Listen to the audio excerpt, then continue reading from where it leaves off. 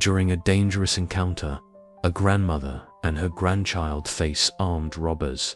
Just as hope fades, a wild wolf appears, protecting the family in ways no one could have predicted. And if you cherish your family and love stories like this, don't forget to subscribe to our channel and avoid 10 years of bad luck. The morning sun filtered through the towering pines of the national park as Mary helped her grandson Ethan adjust his small backpack.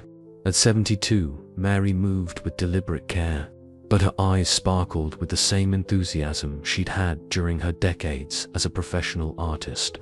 The park stretched before them, a canvas of greens and browns that made Mary's fingers itch for her paintbrushes.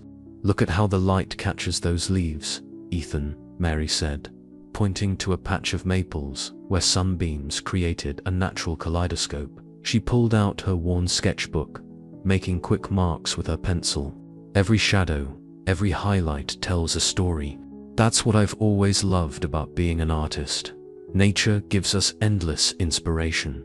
Ethan watched his grandmother work, fascinated by how quickly the rough shapes on her paper began to resemble the scene before them. At 10 years old, he had inherited her eye for detail, though his interests leaned more toward the scientific than the artistic. The trail ahead wound through a section of old-growth forest, where interpretive signs detailed the local ecosystem. Their pace was unhurried as they followed the marked path. Mary stopped frequently to point out interesting features. A cluster of mushrooms growing on a fallen log, the intricate pattern of lichen on a boulder, the way tree roots created natural steps along steeper sections of the trail. Each pause became a mini lesson in observation. "Grammy, look at this," Ethan called out, crouching near the trail's edge. He carefully picked up a stone that caught his attention. It wasn't particularly large, but its surface showed bands of different colors, creating natural stripes across its face. "Could you use this in one of your paintings?" Mary took the stone, turning it over in her hands. The simple question transported her back 40 years, to when she first started incorporating natural elements into her artwork. "This is perfect, Ethan. See these layers? Each one represents a different period in Earth's history. It's like holding time in your hands." She smiled, remembering her own childhood fascination with such discoveries. "I could use this texture in my next piece." Sometimes the best inspiration comes from the smallest things. As they continued their walk, the trail opened into a small clearing where they could observe various birds flitting between branches. Mary used this opportunity to share her knowledge of the local wildlife with Ethan. "See that red-tailed hawk circling above?" She pointed skyward. "It's looking for small prey." Everything in nature has its purpose, its place in the grand design. Ethan pulled out his junior naturalist guidebook, a gift from Mary on his last birthday, and began taking notes. "How does the hawk help the ecosystem, Grammy?"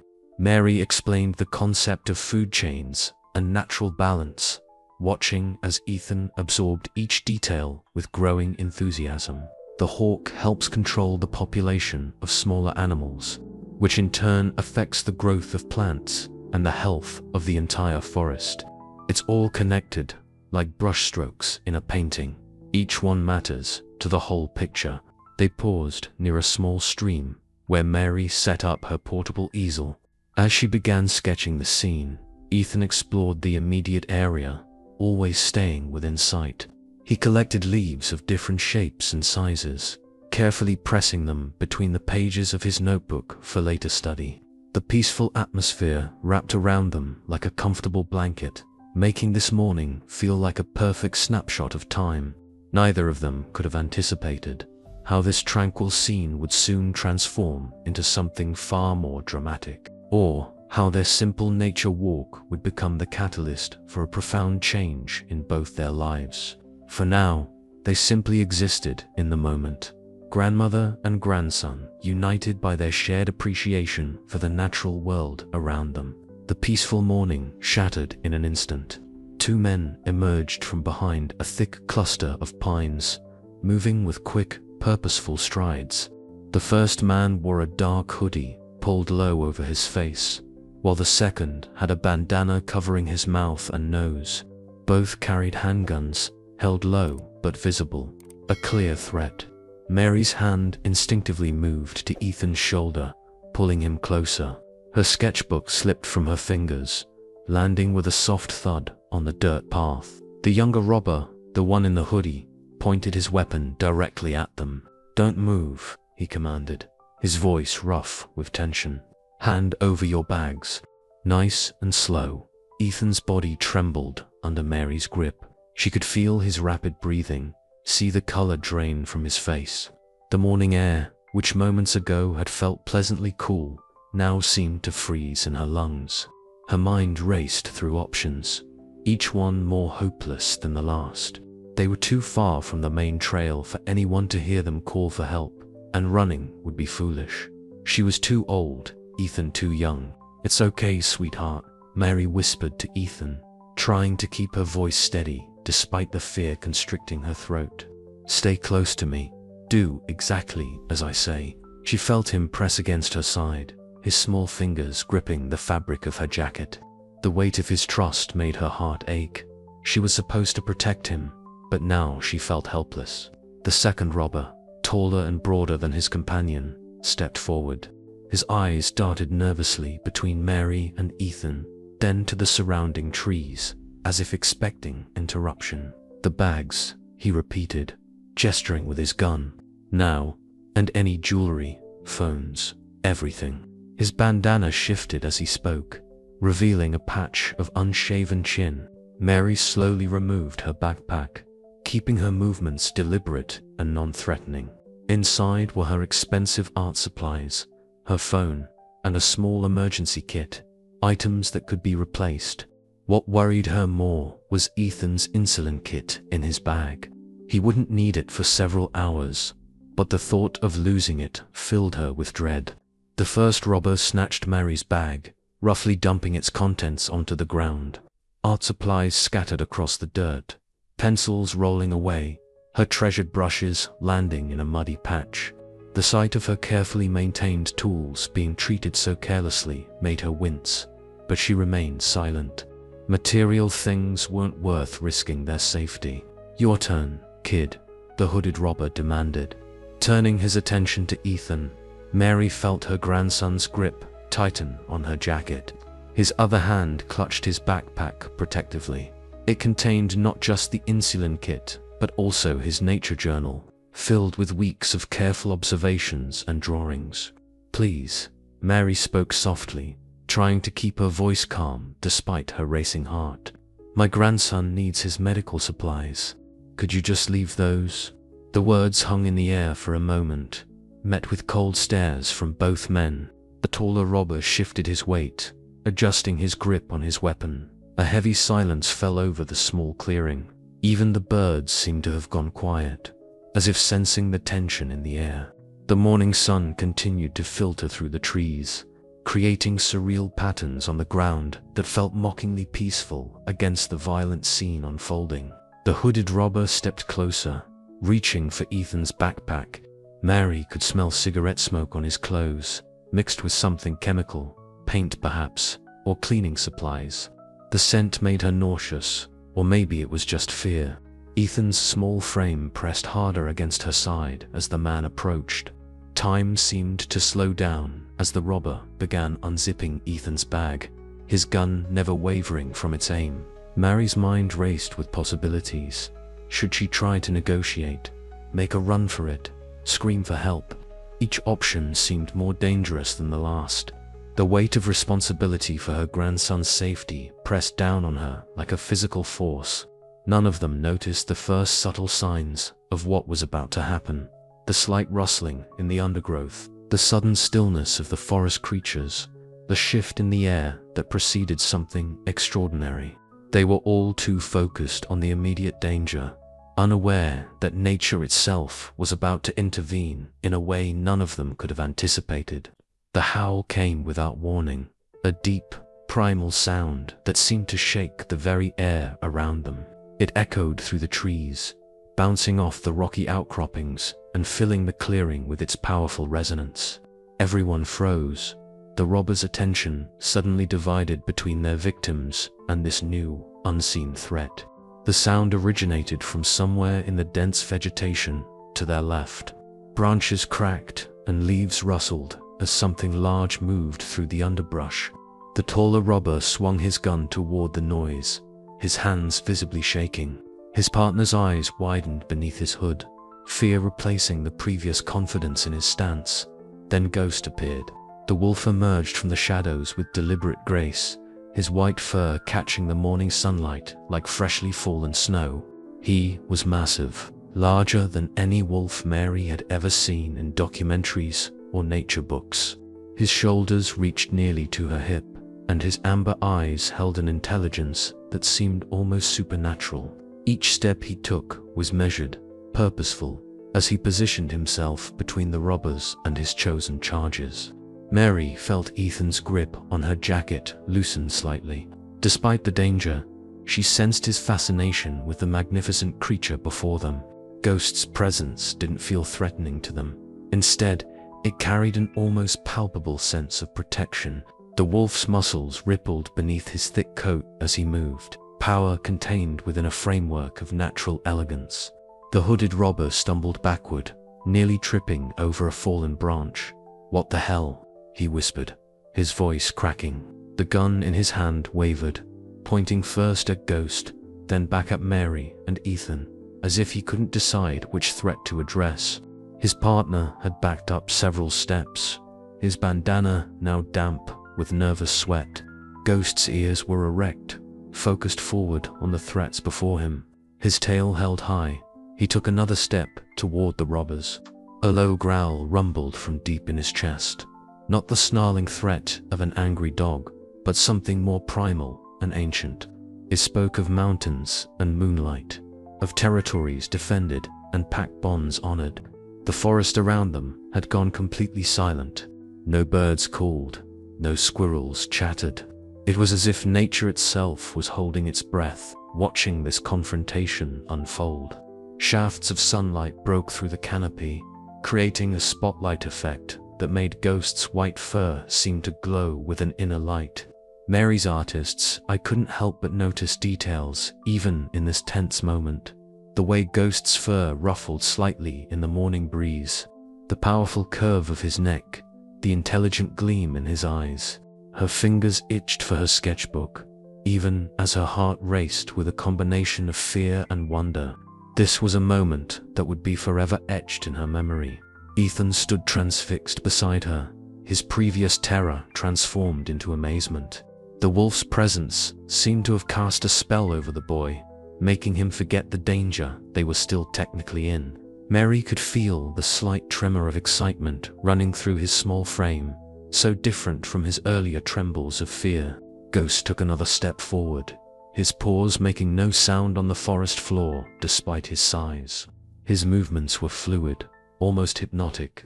The morning light caught his eyes, making them flash like polished amber.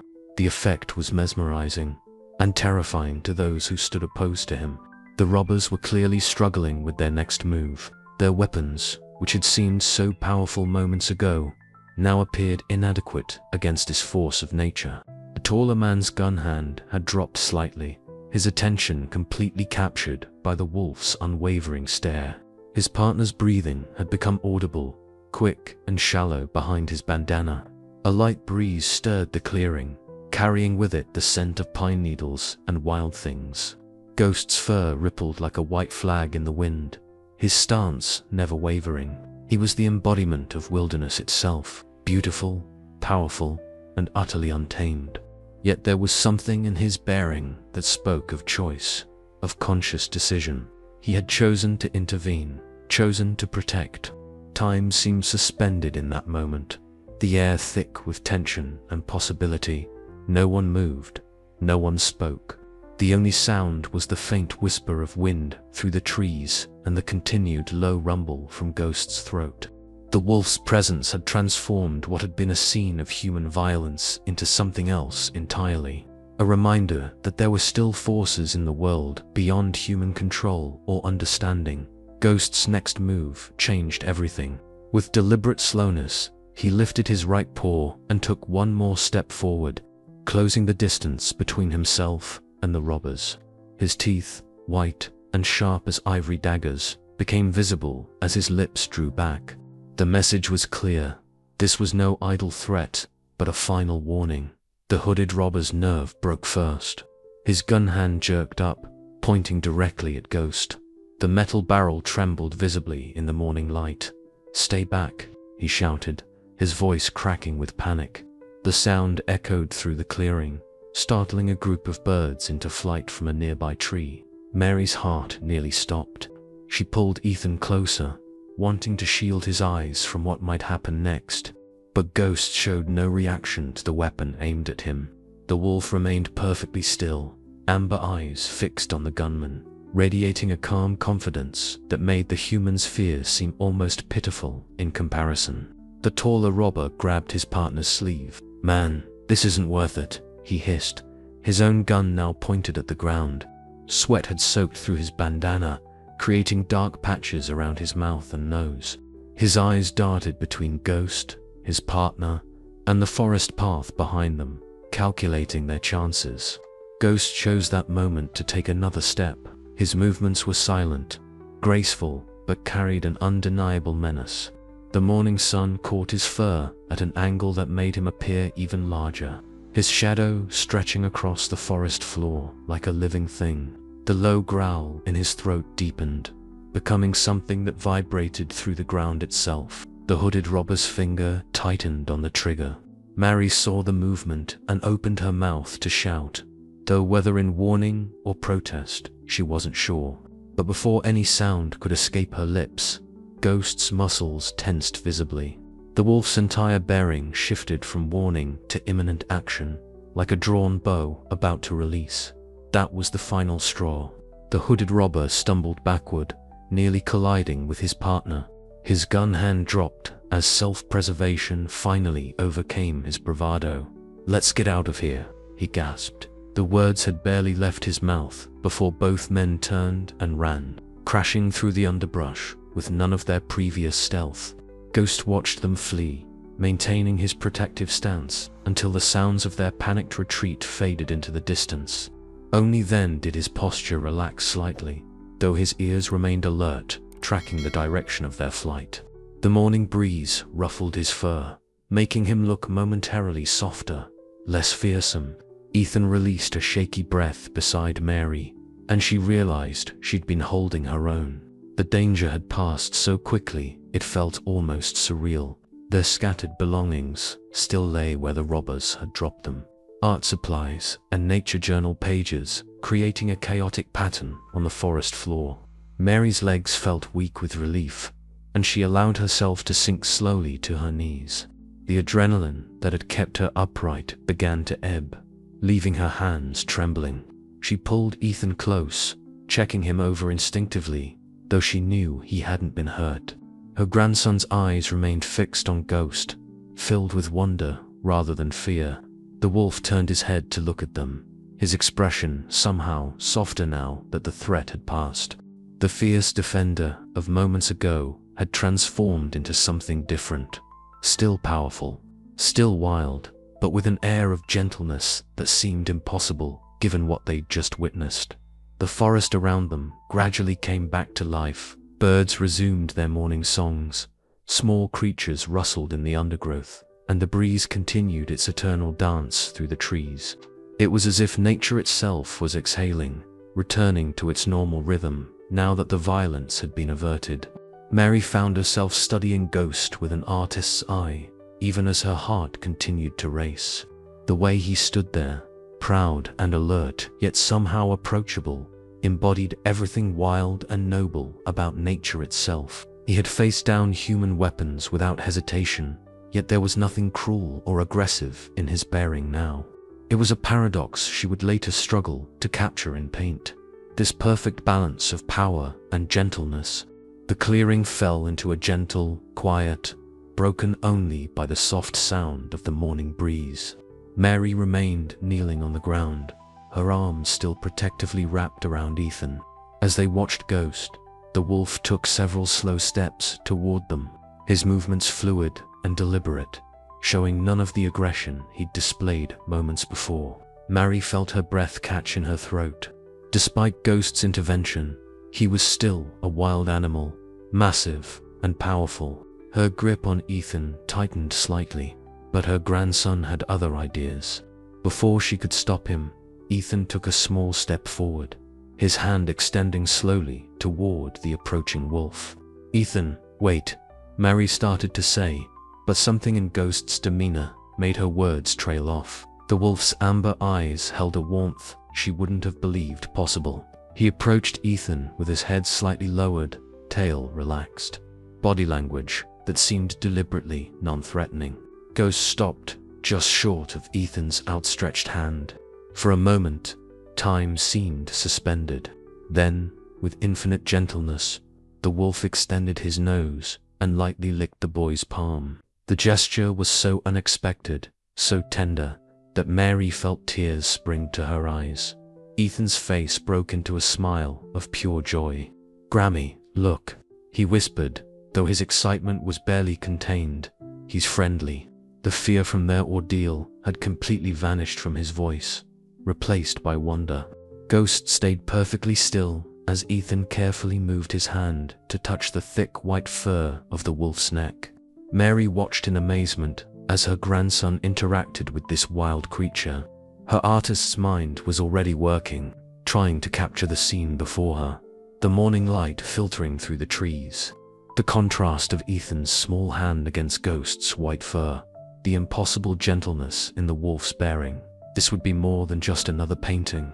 It would be a testament to something extraordinary. Ghost turned his gaze to Mary, and she felt something pass between them, an understanding that transcended species. This wasn't just a chance encounter. Something profound had happened here, something that would change both their lives. The wolf had chosen to protect them, and in doing so, had forged a connection none of them could have anticipated. Slowly, Mary got to her feet, her legs still shaky from the aftermath of adrenaline. Ghost watched her movement calmly, making no attempt to back away. She found herself reaching out as Ethan had done, and the wolf pressed his nose briefly against her palm in acknowledgement. "Thank you," she whispered, feeling slightly foolish for speaking to a wolf, yet knowing somehow that he understood. Ghost's ears twitched forward at the sound of her voice, and she could have sworn she saw something like recognition in his amber eyes.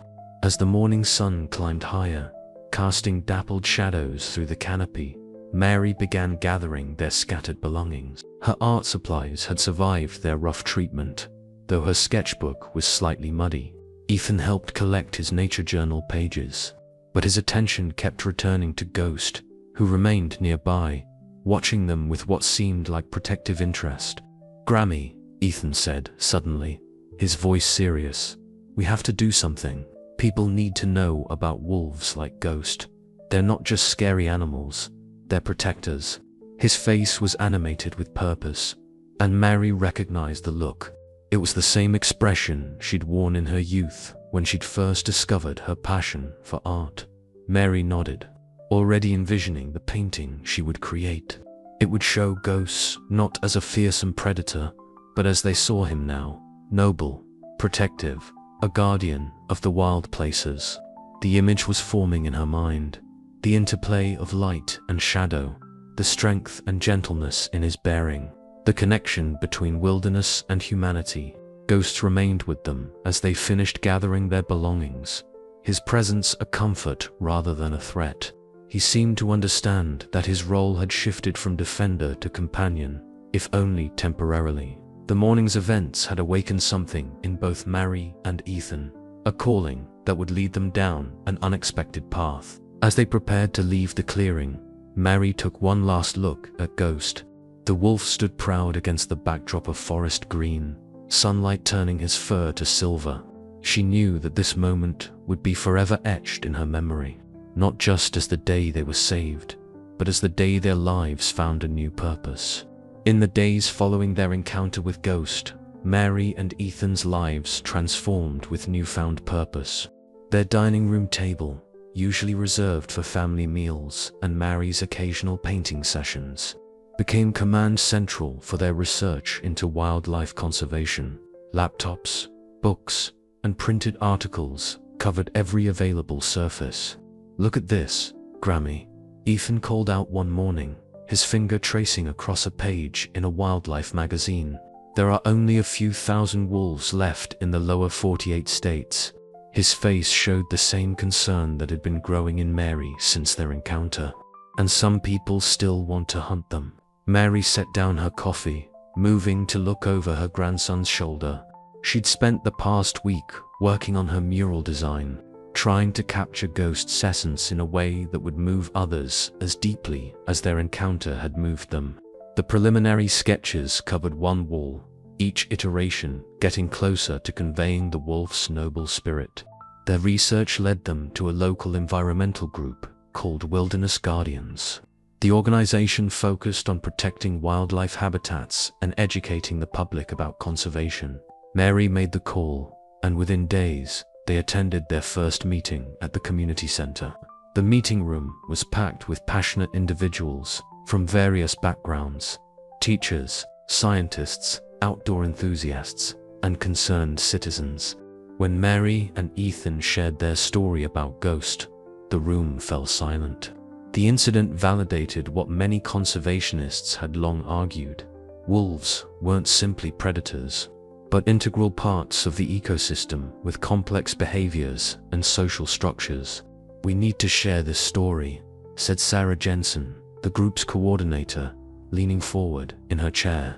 "People need to hear about Ghost, not as a fairy tale, but as evidence of what we're fighting to protect." She turned to Mary. "Would you be willing to speak at our next public forum?"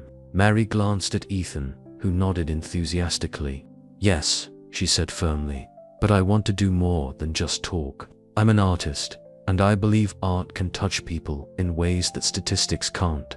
She pulled out her sketchbook, showing them her design for the mural. "I want to paint this in the city center, where everyone can see it." The group rallied behind their idea. Within weeks, Mary secured permission from the city council to paint her mural on the wall of the community center. The location was perfect, visible from the main street and directly across from the local school. Ethan threw himself into the project with equal enthusiasm. He spent hours after school helping Mary prepare the wall, learning about proper priming techniques and color mixing. His questions about art techniques often merged with questions about wildlife conservation, creating a unique learning experience for both of them. The mural took shape gradually. Ghost's image emerged from the wall, his white form seeming to glow against the forest background Mary created. She painted him not in an aggressive stance, but as they had seen him after the incident: noble, protective, with intelligence shining in his amber eyes. The scene captured both his wild nature and his connection to humanity. News of their project spread through the community. Local media covered the story, interviewing Mary and Ethan about their encounter and their newfound mission. Their story resonated with people, challenging preconceptions about wildlife and human-animal interactions. "Grammy," Ethan said one evening as they cleaned their brushes, "do you think Ghost knew he would change our lives when he helped us?" He had developed a habit of asking deeper questions since their encounter, showing wisdom beyond his years. Mary considered the question carefully. "I think Ghost showed us something important about connection," she replied. "Between humans and nature, between art and activism, between different generations working together for change." She looked at their unfinished mural, where Ghost's eyes seemed to watch over the street below. "Sometimes, the most unexpected encounters can give us our true purpose." Local businesses began supporting their cause. The art supply store donated materials for the mural, while the bookstore created a special display featuring books about wolves and conservation. The community's interest grew, and with it, awareness of the importance of protecting wild spaces and their inhabitants. As Mary added the final touches to Ghost's fur, capturing the way sunlight had played across it that morning in the forest, she realized their journey was just beginning. The mural wasn't just art, it was a statement, a call to action, a bridge between the wild and human worlds that ghosts had shown them could coexist. The Wilderness Guardian's meeting room buzzed with energy as Mary stood at the podium, her presentation materials spread before her.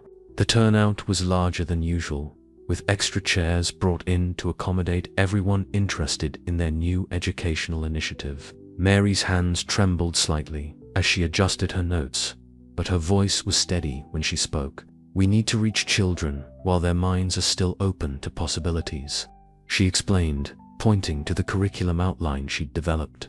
"Before they inherit old prejudices about predators, before they learn to fear what they don't understand."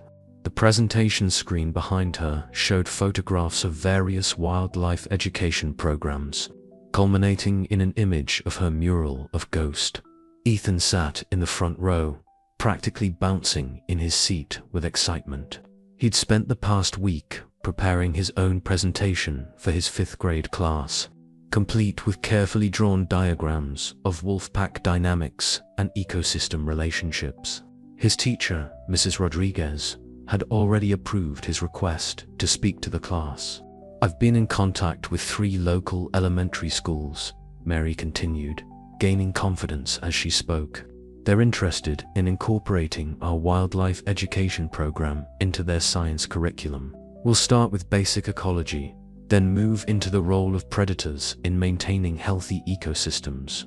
She paused, making eye contact with various members of the group. "And yes, we'll share Ghost's story, not as a sensation, but as an example of the complex intelligence these animals possess." The discussion that followed was enthusiastic. Teachers in the group offered suggestions for age-appropriate activities, while wildlife photographers volunteered to contribute images for the educational materials. Sarah Jensen, taking notes on her laptop, could barely keep up with the flow of ideas. "I want to present first." Ethan's hand shot up during a break in the conversation. "I've been practicing with Grammy, and I've got all my facts right about wolf territories and pack behavior." His enthusiasm was contagious, bringing smiles to the faces of even the most serious conservationists in the room. Mary watched her grandson with pride. Since their encounter with Ghost, Ethan had transformed from a casual nature enthusiast into a passionate young advocate. He'd started carrying his nature journal everywhere, documenting not just wildlife sightings, but also potential threats to local habitats. As the meeting wound down and Mary gathered her materials, her phone buzzed in her pocket. The number wasn't familiar, but she recognized the area code as local. "Hello," she answered, stepping away from the group. "Mary, it's Tom Richards from the Forest Service," a gruff voice responded. "Got something you might want to hear about." Mary knew Tom. He'd helped secure the permits for their educational hiking programs. "We've had multiple reports of wolf sightings in the northern section of the park. White wolf, larger than average." Mary's heart skipped a beat. "Ghost," she whispered, drawing curious looks from nearby members. Tom continued, his voice lowered as if sharing a secret. "Can't confirm it's your wolf, but the descriptions match. Thing is, these sightings aren't random. Every report involves the wolf appearing when hikers or campers were in some kind of trouble. Lost kids, medical emergencies, even a small fire that could have spread." The room seemed to fade away as Mary processed this information. She thought of Ghost's intelligent eyes, the deliberate way he had intervened that morning in the forest. "There's more," Tom added. "Different rangers are reporting seeing wolf tracks around their stations at night, like something's patrolling the perimeter. Never any aggression, just watching." Mary's hand tightened on her phone as she glanced at Ethan, who was showing his presentation materials to Sarah. "Send me the locations of the sightings," she said finally. "And Tom, thank you for telling me." After ending the call, Mary stood quietly for a moment, lost in thought. The idea that Ghost was still out there, still protecting people, filled her with a mixture of joy and concern. Joy because it validated everything they'd been trying to tell people about wolf intelligence and behavior. Concern because increased sightings could attract the wrong kind of attention. Ethan noticed her expression and hurried over. "What is it, Grammy? Is everything okay?" She looked at her grandson, seeing the same determination in his eyes that she felt in her heart. They had started this journey to share their story, but now it seemed their story was still unfolding. "That was Tom from the Forest Service," she said carefully, watching Ethan's face. "There have been more wolf sightings in the park, white wolf sightings." She saw the recognition flash across his features, followed by the same mix of excitement and worry she felt. "Ghost," he whispered, glancing around to make sure no one else could hear. "Is he still helping people?" Mary nodded, and Ethan's face lit up with a fierce sort of pride. "See, I told you he was special, Grammy. We have to protect him and all the wolves." Mary wrapped an arm around her grandson's shoulders, looking out the meeting room window at their mural of Ghost watching over the street. Something told her their work was about to become even more important, and possibly more challenging than they had imagined. The morning air was crisp as Mary and Ethan set out on the new trail, following Tom's detailed directions. They had chosen a weekday for their investigation, hoping to avoid the weekend crowds. Their backpacks were better prepared this time. Mary had made sure they both carried emergency supplies, whistles, and fully charged phones. The encounter with Ghost had taught them both the importance of preparation. Tom said most of the sightings were along this ridge, Mary explained, consulting the map on her phone. The trail wound through an older section of the forest, where the trees grew taller and closer together. Ethan walked slightly ahead, his nature journal already in hand, stopping occasionally to note animal tracks or interesting plants. "Look, Grammy," Ethan called out, crouching near a muddy section of the trail. "Wolf tracks." Mary hurried over, her heart beating faster as she examined the prints. They were large, distinctly canine, and fresh, probably from early morning. The size matched what she remembered of Ghost's paws.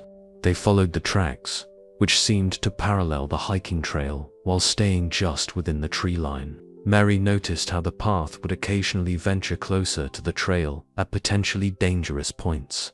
Steep drop-offs, loose rock formations, slippery stream crossings. It was almost as if the wolf had been monitoring the trail itself. "It's like he's patrolling," Ethan whispered, voicing Mary's thoughts, "making sure hikers are safe." He had his journal open to a fresh page, carefully sketching the track pattern. His drawings had become more detailed since their encounter with Ghost, showing an attention to detail that would have impressed a professional naturalist. As they rounded a bend in the trail, Mary spotted something that made her stomach tighten. A small clearing opened up to their right, and there, partially hidden behind some bushes, were the remains of a recent campfire. But this wasn't a normal campsite. There were empty beer cans scattered about, and more worryingly, several spent rifle cartridges. "Stay here," Mary told Ethan, her voice firm. She approached the campsite cautiously, years of hiking experience helping her note details. The ashes were cold, but recent, probably from the previous night. The cartridges were high-caliber hunting rounds, not target practice ammunition. She spotted something else that made her blood run cold. A game camera strapped to a nearby tree, its lens pointed toward what appeared to be a game trail. Ethan had disobeyed her order to stay put, and was now beside her, his face serious as he took in the scene. "They're hunting wolves, aren't they?" he asked quietly. The fear in his voice wasn't for himself this time, but for Ghost. Mary nodded grimly, taking pictures of the campsite with her phone. "This isn't a legal hunting camp," she explained.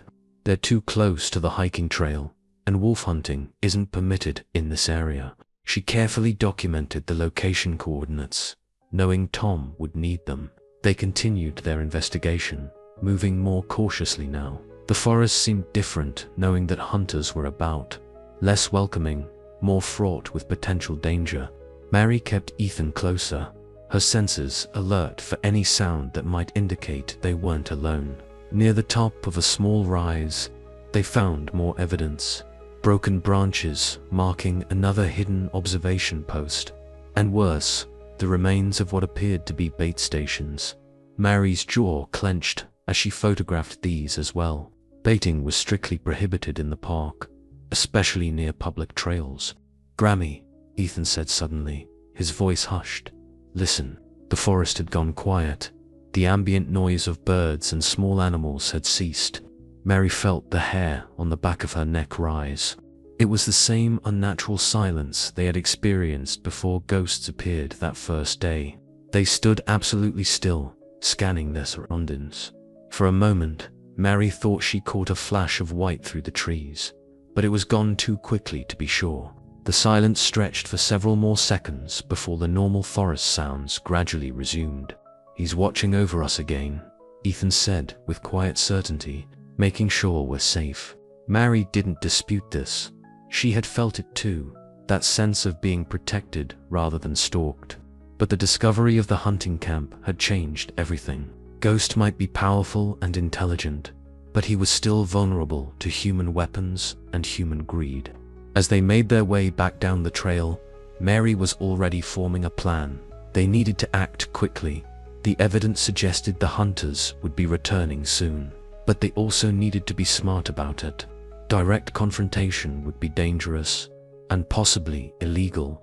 They needed to work within the system while still moving fast enough to protect Ghost and his territory.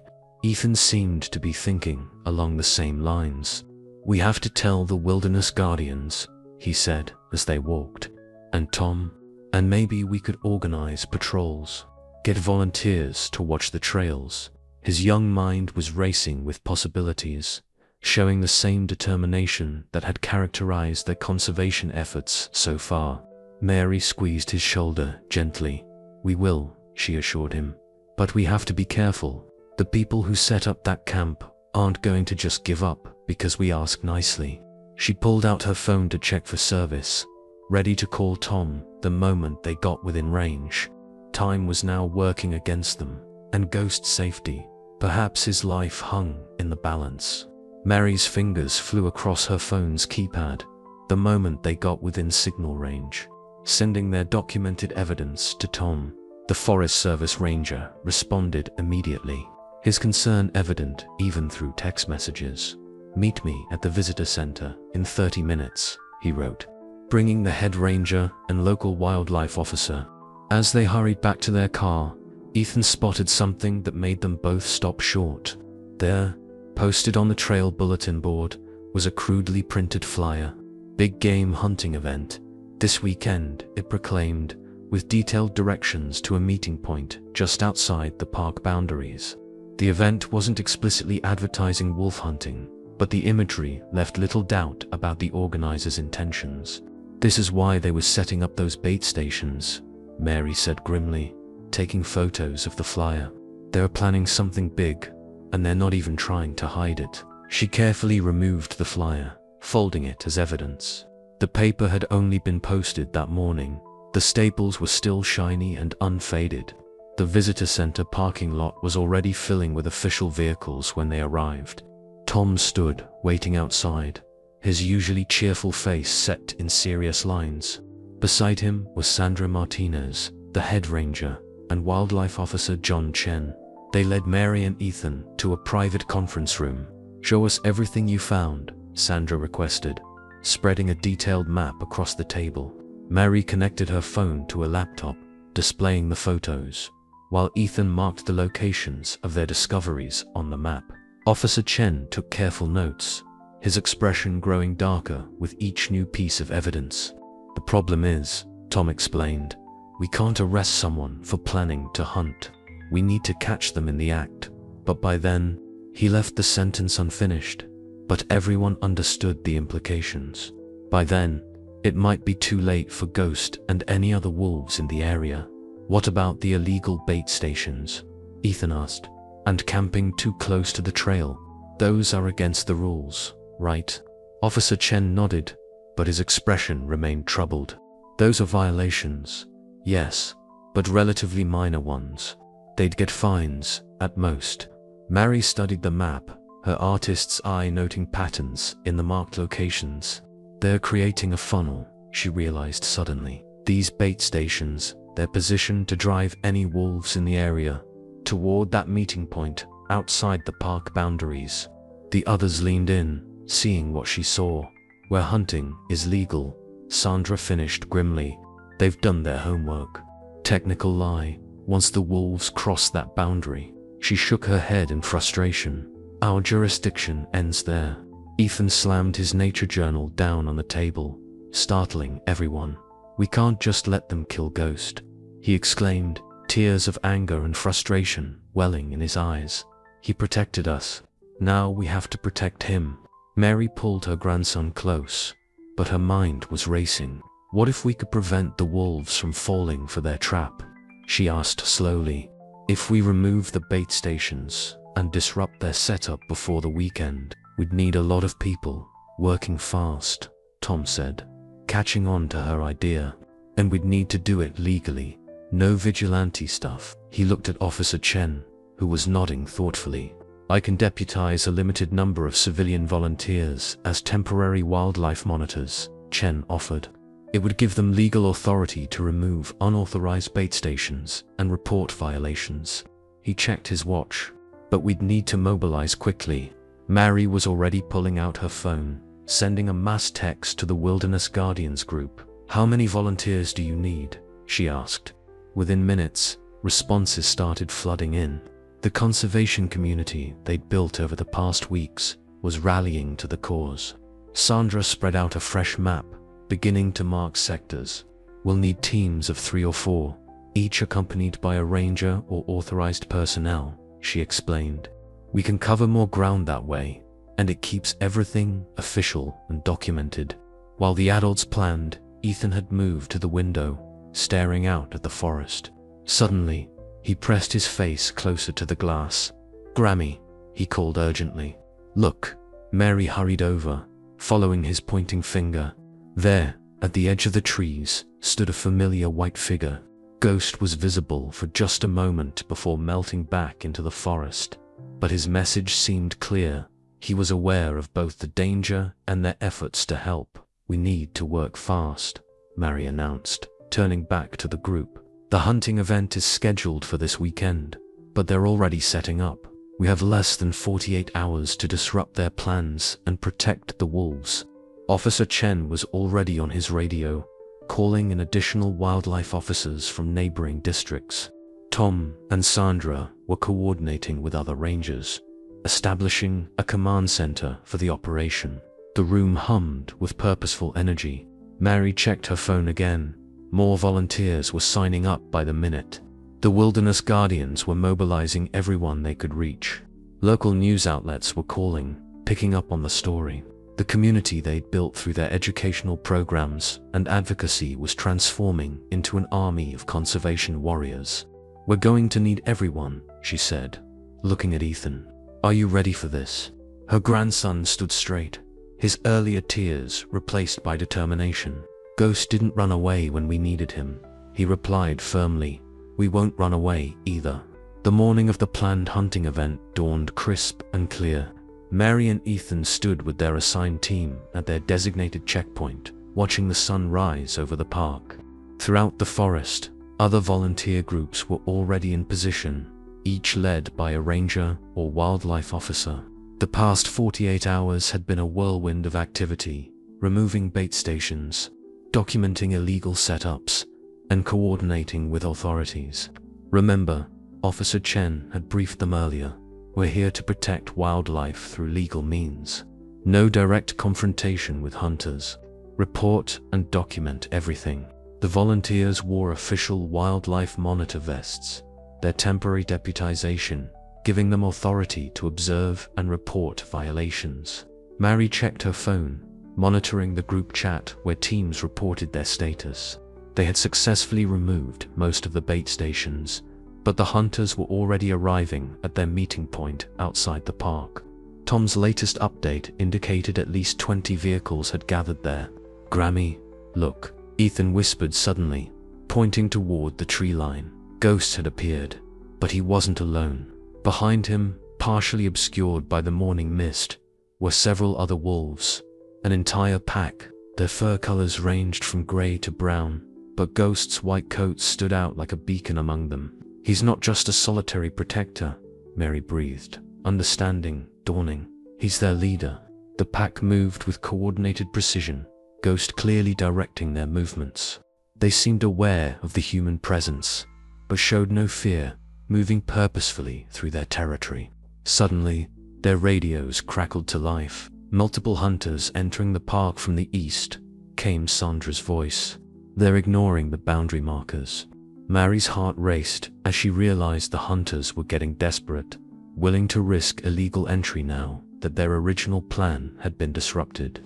What happened next seemed to unfold in slow motion. The hunting party, finding their bait stations removed and their carefully planned ambush points disturbed, pushed deeper into the park. But instead of finding isolated wolves drawn by bait, they encountered something entirely unexpected. Ghost's pack had positioned themselves strategically throughout the forest. As the hunters advanced, wolves appeared and disappeared like shadows, always visible but never vulnerable, leading the hunters on a complex dance through the woods. The pack was demonstrating an intelligence and coordination that left even the experienced rangers amazed. They're herding the hunters, Ethan realized, watching through his binoculars. Just like the hunters tried to trap them, the wolves were indeed using the hunters' own strategy against them, guiding them right toward the main ranger station and the waiting wildlife officers. When the hunters finally emerged from the forest, they found themselves surrounded not by trapped wolves, but by law enforcement officers, documented evidence of their illegal activities, and dozens of witnesses. The look of confusion on their faces turned to resignation as Officer Chen began reading them their rights. Ghost's pack gathered on a ridge overlooking the scene, their presence a powerful testament to the intelligence and social complexity Mary and Ethan had been trying to teach others about. The white wolf stood at the forefront, his posture proud but not aggressive, watching as the situation resolved itself. News cameras arrived, drawn by the unfolding drama. Reporters gathered around Mary and Ethan, eager to hear about Ghost and the community effort to protect the wolves. But when they turned to point out the pack on the ridge, the wolves had already melted away into the forest, their work done. In the weeks that followed, the story spread far beyond their small community. Mary's mural of Ghost became a symbol of wildlife conservation, reproduced in environmental magazines and websites. Ethan's school presentation turned into a traveling educational program, visiting schools across the state. The hunting party's illegal activities led to new, stricter protections for the park and its wildlife. The Wilderness Guardians grew into a powerful advocacy group, with Mary and Ethan's story of Ghost at its heart. But perhaps most importantly, people's perceptions began to change. One evening, as Mary put the finishing touches on a new painting of Ghost and his pack, Ethan sat nearby, updating his nature journal. "Grammy," he said thoughtfully, "remember when you said Ghost showed us something about connection?" Mary nodded, adding subtle highlights to Ghost's fur that captured the intelligence in his eyes. "He didn't just connect with us that first day," Ethan continued. "He helped connect everyone, the volunteers, the rangers, the whole community. He showed us we're all guardians." Looking at her completed painting, Mary smiled. Ghosts had indeed transformed their lives in ways they could never have imagined. The white wolf had shown them that the line between wilderness and civilization wasn't a barrier but a bridge, one that could be crossed with respect, understanding, and courage. From time to time, hikers still report seeing a white wolf in the park, often appearing when someone is in need of help. Some say it's just a legend, but Mary and Ethan know better. Somewhere in the forest, Ghost and his pack continue their vigilant watch, unexpected guardians of both wilderness and the humans who learn to understand it. The story of the unexpected guardian became more than just a tale of a wolf who saved a grandmother and grandson. It became a testament to the power of connection between species, between generations, and between all those who choose to protect the wild places and creatures that make our world whole.